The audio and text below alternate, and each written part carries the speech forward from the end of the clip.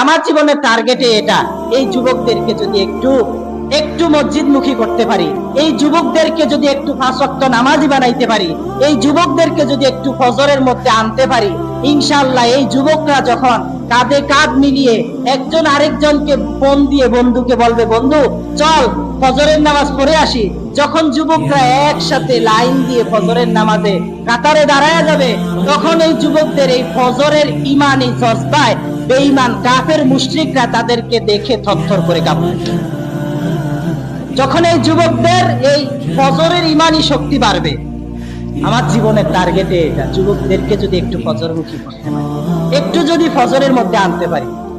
তাইলে কাফেররা এদেরকে দেখে থরথর করে কাঁপবে। যুবকরা যখন নামাজি হয়ে যাবে, তখন এই সমাজটা পুরা শান্তিতে পরিণত হয়ে যাবে, কোনো অশান্তি বলতে কিছুই থাকবে না। অনুরোধ করে বলি ভাই, যুবক ভাই, ফজরের নামাজে